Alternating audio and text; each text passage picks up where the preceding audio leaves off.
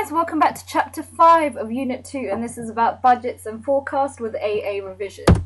So budgets, to define this, it is a financial plan for the future that sets out targets to be met, the costs of achieving them, and how that spending might be financed.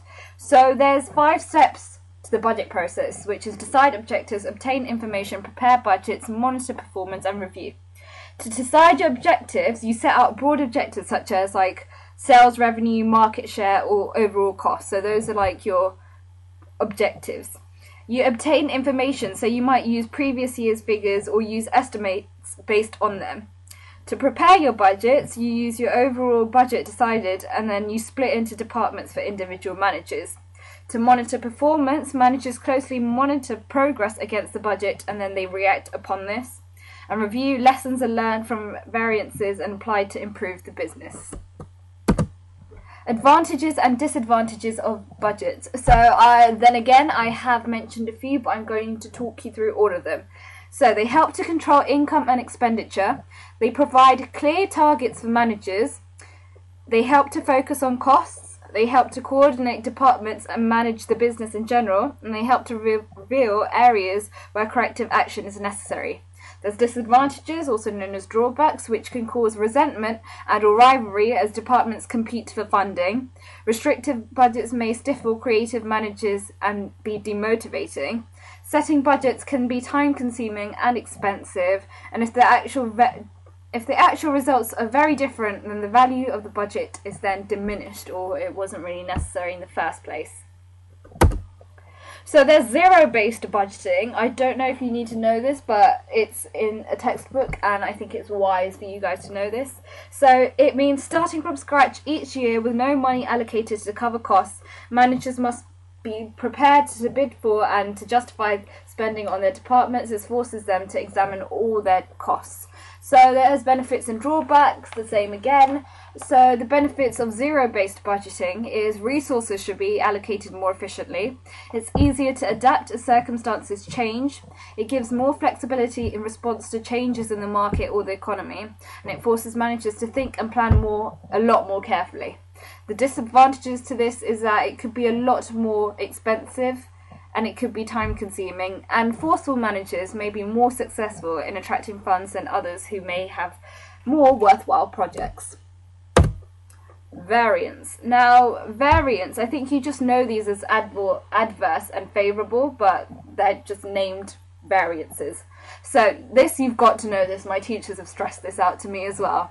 So to define this, it's the difference between the budgeted figure and the actual figure. So an adverse variance, actual figures are worse than the budgeted ones. So you know when you make your budget plans in the first place and then you start your business, etc., and then when you actually start your actual business and stuff, that's your actual forecast. That it's not a prediction, it's your actual budgeting. Whereas this that you're currently doing is you're figuring out what sort of budget you're actually putting in. So if they actually turn out a lot more worse than the ones that you've predicted, then you've got an adverse variance. Whereas if they're better than the ones that you've predicted, so the ones that you've budgeted, it's a favourable variance.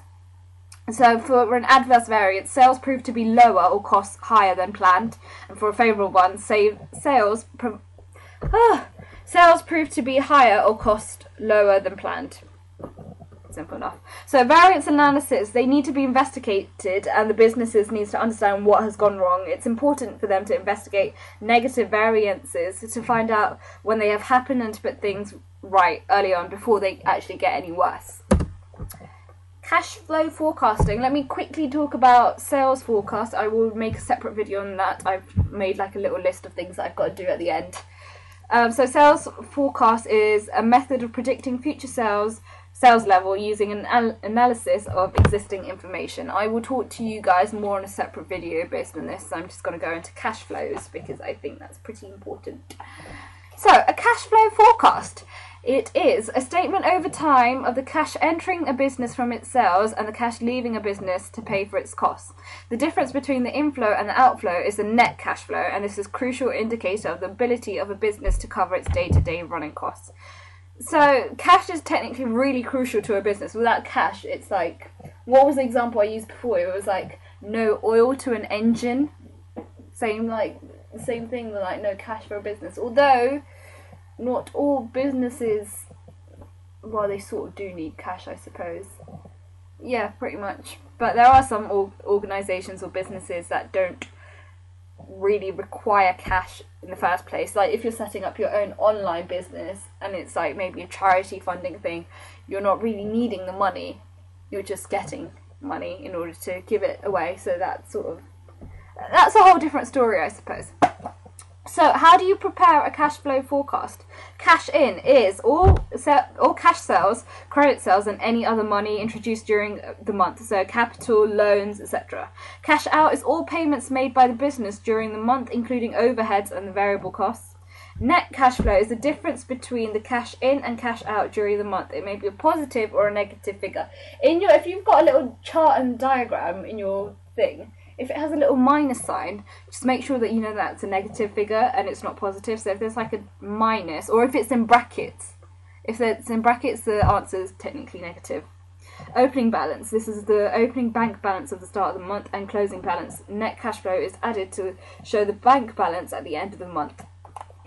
So I'm just going to quickly talk a little bit more about cash flow forecasts. Okay. So how can a cash flow forecast help with planning? So it monitors the closing balance, and the business can see how much cash they are likely to have at the bank on a monthly basis. If the closing balance is a negative figure, then they actually know that they need to seek extra finance, usually in the form of an overdraft. Because if your closing balance is negative, you need to try and balance all of that out, and therefore, you're going to have to find some sort of extra finance. Overdraft is a facility from the bank that allows a business to spend more than it has in its account up to an agreed limit, which I think I touched on briefly in a previous video, perhaps Unit 1. It's only a flexible and useful form of finance that is particularly suited to cash flow problems. Interest is only paid on the amount borrowed for the time that it is used for. And if there is a cash flow problem, it can be foreseen, as there may be possible plans ahead that reduce the payments going out, perhaps by asking creditors or people you owe money to, or wait another month or so before you initiate payment. And items such as advertising could be postponed, and it could be possible to persuade debtors, people that you owe money to pay up early to increase the cash coming in order to help balance out your cash flow forecasts. And that's it for chapter 5. I believe we've only got 4 more chapters to go, and once that's all over, brilliant. So stay tuned for the next video, guys, and thanks for watching. Bye.